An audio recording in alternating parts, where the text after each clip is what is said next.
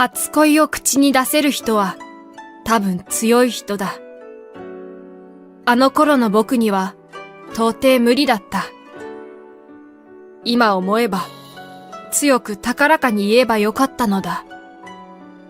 彼女のことが好きだと。誰かを好きになるというのはこんなに素晴らしいことで、世界の色がこんなにも変わってしまうものなのだと。気がつくと彼女のことを目が追いかけていて、好意に気づいてほしいと、気持ち悪いと思われたくないの間を行ったり来たりすることなのだと。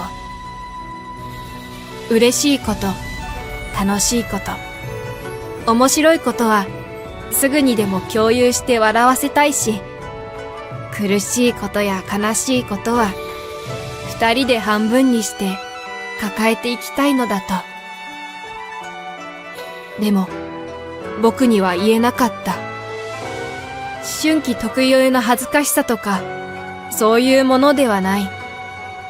もっともっと情けなくて悔しい理由だ。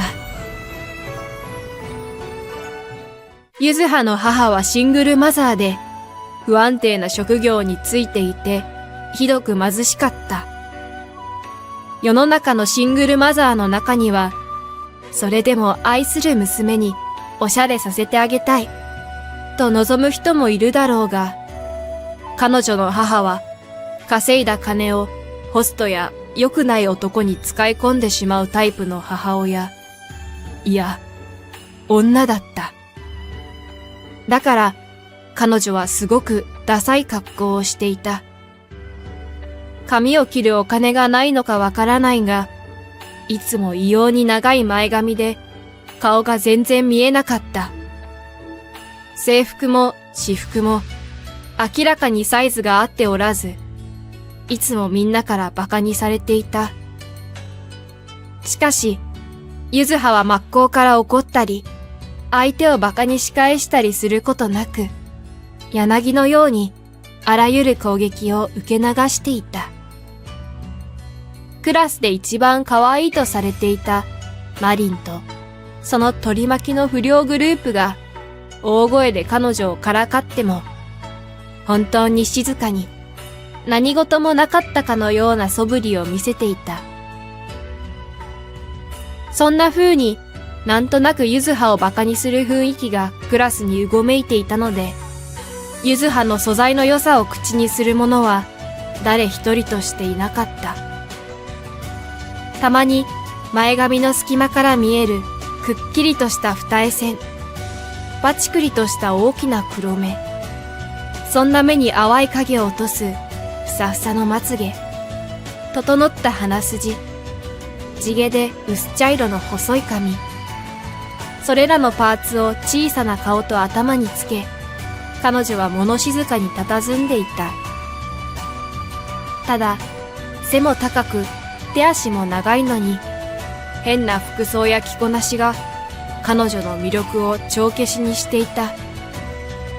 僕は個人的にバッチリ化粧をしていたマリンなんかより、ゆずはの方が全然可愛いのではとずっと思っていた。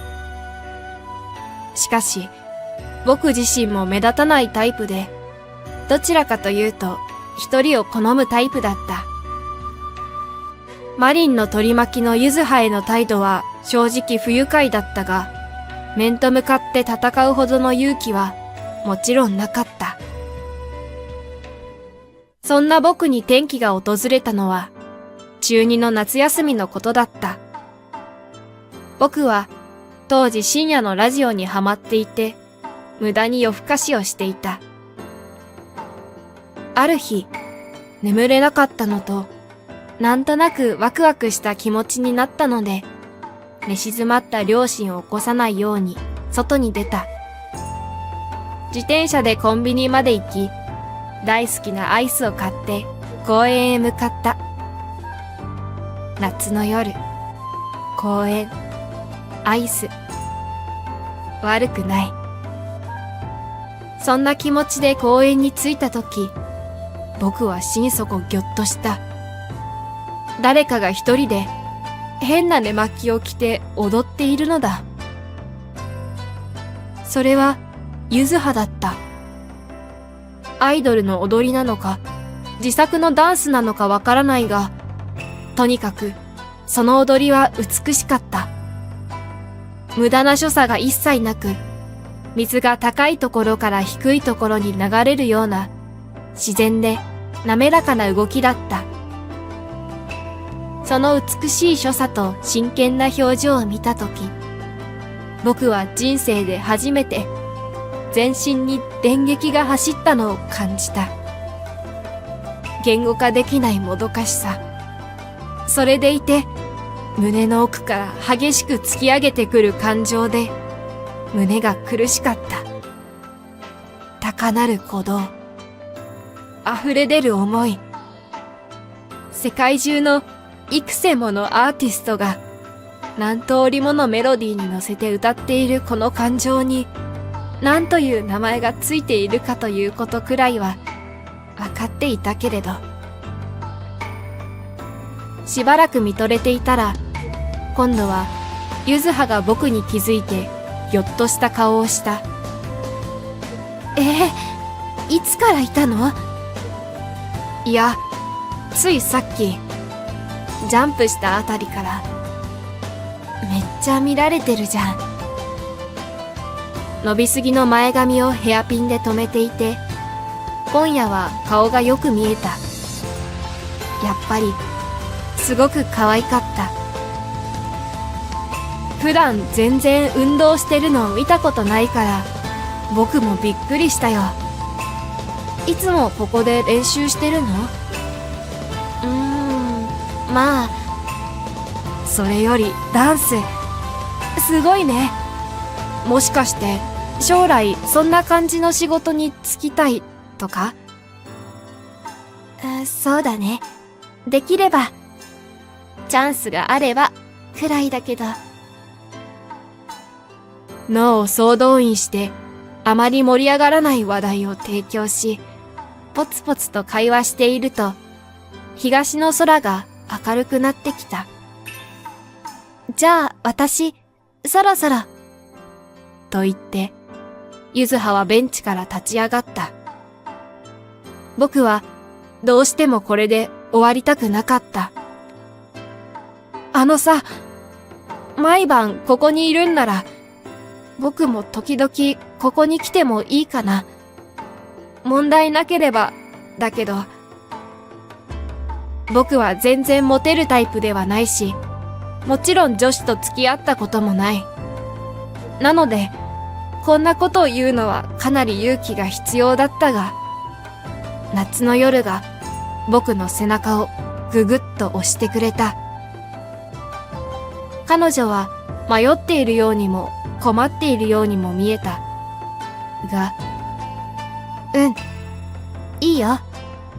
私踊ったり歌ったりしてるけど、それでもよければ。むしろ踊っててほしい。とは言えずに、その日はお互いそこで家路に着いた。それから僕たちの深夜密会が始まった。両親が寝静まったのを確認して家を抜け出し、彼女が踊っている公園に向かう。恥ずかしがる彼女を押し切って踊りを鑑賞したり、汗だくの彼女にポカリを差し入れたり、おすすめのアーティストの CD を貸したり、借りたりした。好きなお笑い芸人のネタを二人で笑い合ったり、時には公園を抜け出して川沿いを散歩したりもした。明白だった。僕はゆずはに恋をしていた。明け方家に戻り、彼女との幸福な夢を見た。照りつける強烈な夏の朝日で目を覚ました後も、一度目を閉じて彼女との会話を反芻し、早く夜にならないかと太陽が沈むのを、時計の針が進むのを待ちわびていた。ゆずはも最初の頃に比べると明るく笑うようになっていた。教室では一度も見たことないような笑顔だった。ひとたび笑うごとに僕の胸が締め付けられているのにはきっと気づいていないのだろう。完璧で完全な14歳の夏だった。けれど僕の頭には一つだけ心配なことがあった。新学期が始まったら僕はゆずはと教室でどうやって接すればいいんだろう。明らかにゆずははマリンたちの標的だった。ゆずはとその件について話したことはなかったが、僕はあのマリン率いる不良グループと戦うことができるのだろうか。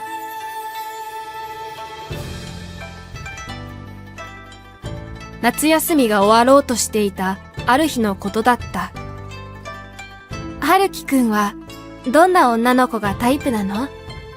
ほら、芸能人とかアイドルでこんな顔が好きとか、そういうの。僕は当時可愛いと思っていたアイドルの名前を伝えた。ショートボブの小動物系の可愛らしい顔のアイドルだ。ゆずはに似ていると思っていたが、もちろんそんなことを口に出せるはずもない。ああいう感じが好きなんだね。なんで？意外かな？いや、そういうわけじゃないんだけど。語尾を伸ばした変な喋り方で、彼女もちょっとお茶を濁しているようだった。それよりさ、もうすぐ新学期じゃん。俺、みんなにゆずはのこといろいろ言うのやめるように言うよ。特にマリンのグループに。ほんと？任せて。ほら、この1ヶ月いいもの見せてもらったし、僕も楽しかったし。ありがとう。彼女は笑った。その笑顔を見て、僕は改めて決意を固くした。必ずゆずはを守ると。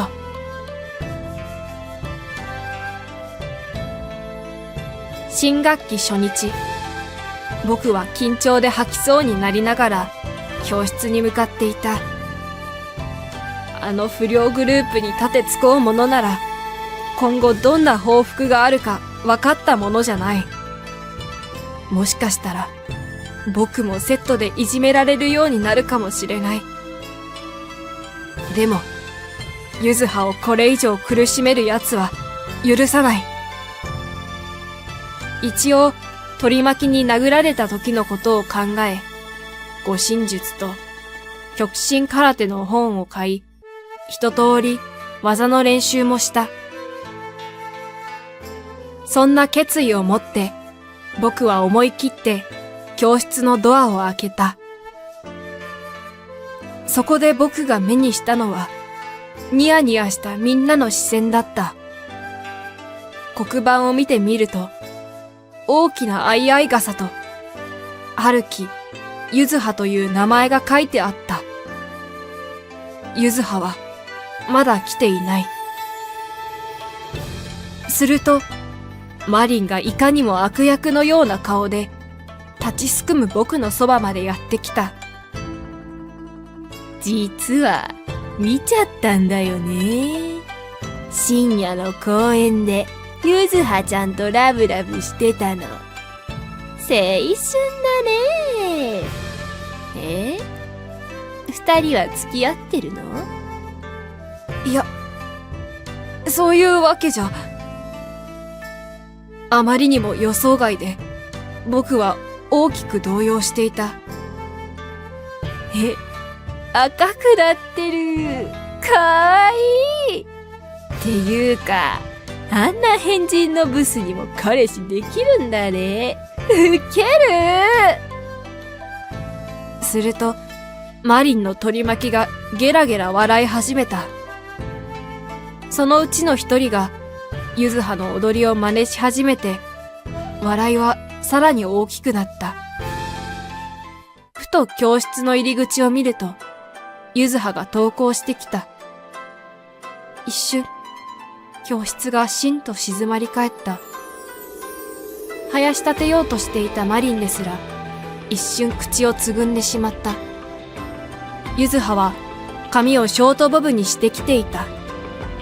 きちんとした美容院でカットされたのは、おしゃれに疎い僕でもわかる。ハッとするくらい可愛かった。サイズの合わないボロボロの制服を着ていても、光り輝くほど可愛かった。僕だけでなく、みんなわかっていた。今この瞬間、この教室で一番可愛いのは、マリンではなく、ゆずはだった。多分、本能的にマリンもそれをわかっていたのだろう。なぜか急に攻撃的な口調で、はぁ？何その髪型？キノコ？彼氏くんがそういう髪型を好きだって言ったから変えてきたんでちゅか？と言い始めた。ゆずはに見とれていた取り巻きたちも我に返り、ゲラゲラ笑い始めた。そしてマリンは僕の方に向き合った。はるき、ゆずはと付き合ってないでしょ？じゃあ別に、あの女がどうなろうがどうでもいいんだよね。じゃあ、あの髪型どう思う？似合ってる？似合ってない？二択で答えてください。マリンたちは、心底意地悪な顔で、僕に迫ってきた。すごく似合ってる。お前なんかより、ゆずはの方が何倍も可愛い。僕は、ゆずはが好きだ。これ以上ゆずはを侮辱するのは、僕が許さない。僕はそう言って、怒り狂って迫ってくるマリンの取り巻きたちを、次々殴り倒し、投げ飛ばしていった。そうするはずだった。似合ってないと思う。僕の口から出たのは、信じられないような言葉だった。それからのことはよく覚えていない。確かなことは、ゆずはが初めて悲しそうな顔を見せたこと、ゆずはが教室を飛び出してしまったこと、僕がそれを追いかけようとしなかったこと。そして、ゆずはが翌日から学校にも公園にも姿を見せなくなったことだ。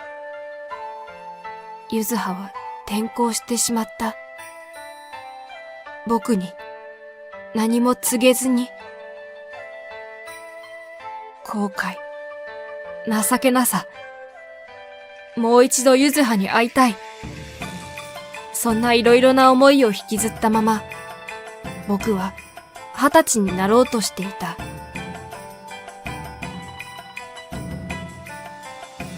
僕は平凡な高校生活を得て、平凡な大学生になっていた。6年が経った今でも、ゆずはに対する後悔の念が消えることはなかった。今日の同窓会に行くと決意するまで、僕は大いに葛藤した。励るんじゃないかというくらい悩んだ。ゆずはが来てくれるなら、心から謝りたいし、ゆずはが来なかったら来なかったで、大いに落ち込むのも目に見えていた。あの日以来、ゆずはが何をしているのか、誰も知らないのだ。同窓会に来てくれる可能性は、著しく低い。同窓会の会場は母校だった。僕とゆずはがいたクラスだけでなく、全クラス合同で開催したが、来ているのは全体の半分くらいだった。みんな、特に女子は顔が変わりすぎて、誰が誰なのか、本当にわからなかった。さらに化粧が濃くなったマリンが、懐かしいなんて言いながら、教室のドアを開けた。するとそこに、奇妙な人が一人座っていた。振り袖は着ていたものの、目が覆われるくらいの金髪の長い前髪に、かなり厚化粧をしていた。もともとの顔が全然わからない。鼻には大きなニキビと、頬には大きなほくろがあった。誰？うちの生徒？みんなが思っていたことをマリンがズケズケと質問した。相変わらずメンタルが強い。はい。同窓会ですよね。仲良かった友達にここで待っているように言われたんですけど。声を聞いても誰かわからない。もしかして、と思ったが、ゆずはの話し方とは違うように見えたし、あんなに姿勢も良くない。あんなところに、あんな大きなほくろもなかった。だが、その金髪女性が、ちらりと僕を見た、気がした。まあ、楽しくやろうよ。すでに酔っ払っているマリンは、その金髪の女性を椅子に座らせた。つられて、みんなも思い思いの席に座り始めた。僕は、マリンたちとは少し離れた席に座り、中学の頃の思い出を語り合った。みんなに合わせて楽しいふりをしながらも、教室を見るだけで僕は胸が痛かった。僕はあの辺に座っていて、ゆずははあの辺に座っていたんだっけ。もしあの日、僕がマリンたちをぶっ飛ばせるくらい強かったら、2学期は、僕とゆずはの未来は、全然違う色合いだったのに。感傷にふけっていると、ガシャンという音と、キャーという悲鳴が聞こえた。声の方を見ると、マリンが顔を赤くしながら、金髪の女性を睨んでいた。酔っているのか、怒っているのか、その両方か。金髪の髪は濡れていた。おい、なんとか言えよ。状況から察するに、酔っ払ったマリンが全然喋らない金髪に腹を立て、ビールをかけたのだろう。周りはゲラゲラ笑っていた。マリンの取り巻きは何一つ成長していない。お前何組？こんな喋らないやついたっけ？おーい、顔にゴキブリついてるぞ。トナカイさん、クリスマスもう終わったよ。僕はやり過ごそうと思った。標的になっているのが誰かわからないし、やはりマリンたちは怖い。僕はヒーローにはなれない。一生物語の主人公にはなれない。その時、僕に似合わないと言われて教室を出て行ったゆずはの悲しそうな顔を思い出した。僕は1、2、3と数えて大げさに勢いをつけて席を立った。もうどうにでもなれ。お前ら、ダセーんだよ。20歳にもなって、人のこと外見でしか判断できないのか。教室がしんと静まった。そしてマリンの取り巻きがゲラゲラ笑い出した。はあ、なんか正義の味方ごっこしてるやつがいる。おい、宣戦布告か？かかってこいや。お前の発言のせいで、こっちは雰囲気悪くなってますよ。っていうか、あいつもしかして、あの変人に惚れてたやつじゃね？ああ、やってしまった。僕はこの場にいるのが心底嫌になり、ゲラゲラ笑うマリンたちを無視し、帰る支度を始めた。あの金髪さんは、この後もあいつらのおもちゃにされるんだろうな。結局ゆずはには会えなかったし、来なきゃよかった。いや、もう一生同窓会には行かない。僕が荷物をまとめ、僕の近くで気まずそうにしている弱気な友人たちに、じゃあ、と声をかけた、その時だった。春樹くん。振り返ると、金髪の彼女がこちらを見ていた。表情は見えない。ドクンと、心臓が鳴ったのが分かった。聞き覚えのある声。いや、何度も脳内再生した声。耳に残るほど、あの夏の日から何度も繰り返し。そして彼女はカツラを脱ぎ、何やらシートで自分の顔をゴシゴシやっていた。そして現れた素顔を見て、僕らは心底驚いた。彼女はゆずはだった。しかし、驚いたのはそれだけではなかった。18歳で山形のローカルアイドルとしてデビューし、あれよあれよという間にスターになり、現在は誰もが知るほどの国民的女優になった春山ゆずがそこにいたからだ。いつも異様に長い髪で覆われていたゆずはの顔をちゃんと見たことがない他のクラスメートが気がつかないのはまだわかる。間抜けなのは僕だ。なぜ気がつかなかったのだろう。言われてよく見れば、春山ゆずは確かにゆずはだ。しかし、まさかずっと探していたゆずはが、毎日のようにテレビや広告に出ていたとは。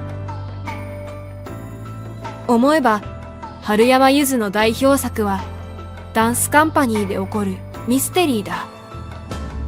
本人による本格的なダンスが話題になっていたことまで知っていた。動揺している僕の顔を見て不安に思ったのか、ゆずはは急に、あれ、覚えてるかな？ゆずはなんだけど。ほら、夜公園でよく話してた。いや、覚えてる。忘れるわけないよ。よかった。それでね、春樹くん。あのさ、ちょっと外で話さない？マリンがビールをかけてからというもの、クラスメイトはずっと僕らに釘付けだったので、さすがに視線に耐えかねた。僕はゆずはを連れ出し、教室を出た。教室のざわめきは、やっぱり本物は超可愛いわ。あんな可愛い子、うちのクラスにいたっけ？っていうか、うちのクラスでダントツで可愛いよね。という、ゆずはへの称賛のコメントに変わっていた。ちらりと目をやると、マリンがものすごく悔しそうな顔をしてこちらを見ていた。彼女は集団の中で一番可愛いポジションでいないと気が済まないタイプだから。緊張した。変装すると意外とバレないもんだね。ゆずははくるくると回りながら笑っていった。僕とゆずははどちらともなくいつもの公園に向かっていた。びっくりしたよ。アイドルどころかこんなすごい女優さんになっちゃうなんて。うん。私、勉強も好きじゃなかったし、他にやりたいこととかなかったから、毎日歌って踊ってを繰り返してたんだよね。そしたら、自然と上手くなったみたい。はるきくんは元気にしてた？まあ、こんなことじゃない。僕が言いたいのは、そっか、よかった。ごめんね。私、お母さんの都合で急に山形に行かないといけなくなっちゃってさ、ちゃんとバイバイ言えなかったんだよね。あの時、大変でさ、お母さんが。ゆずははハッとして喋るのをやめた。今度こそごまかさない。ゆずは、あの時はごめん。新しい髪型すごく似合ってた。僕弱いからあいつらのことが怖くて流された。本当にごめん。今さら信じてもらえないかもしれないけど、あの日からずっと謝りたかった。僕は情けなくて涙が出てきた。一人で山形に行かなければいけないゆずはに少しも寄り添ってやれないどころか、最悪の思い出を植え付けて送り出す形になっていたのだ。しばらく沈黙が続いた。怖くてゆずはの顔が見れなかった。ありがとう。お母さんに超お願いして、お小遣いもらってあの髪型にしたから、本当は似合ってるって言ってほしかったよ。でもね。気がつくと、ゆずはも泣いていた。さっき、かばってくれたでしょ。あれ、私だって分かってなかったのに。ああ言ってくれたんだよね。かっこよかったし、嬉しかった。あの頃の、優しいはるきくんのままだなーって。あんな変な見た目だったのに。私と仲良くしてくれたあの頃のはるきくんのままだったから。はるきくんが変わってないといいなと思って、わざと変な格好をしてきた回があったよ。僕たちはひとしきり泣いた後、お互いの近況を話して笑い合った。季節は冬だったが、僕たちはあの完璧な日々に戻っていた。特別だよ。本当はお金取るやつだよ。と笑いながら言って、彼女はあの話題になった劇で使われた踊りを見せてくれた。めちゃくちゃだったあの頃から比べると、はるかに洗練されたプロの動きになっていた。あの激動の同窓会から1週間が過ぎた。僕は今まで通りの大学生活に戻っていた。電車に乗って大学に向かう途中、ふと顔を上げると、ゆずはの笑顔が目に入り、ドキリとした。コンタクトレンズの広告だ。改めて、逆境を跳ねのけて、ここまでになった彼女は本当にすごい。ふと、スマホのニュースを見ていると、またもやゆずはのニュースが飛び込んできた。中身を読んで、僕はくすっと笑った。スマホの向こうでは、少し照れたような笑顔で、ゆずはがこちらを見ているような気がした。春山ゆず、失恋か？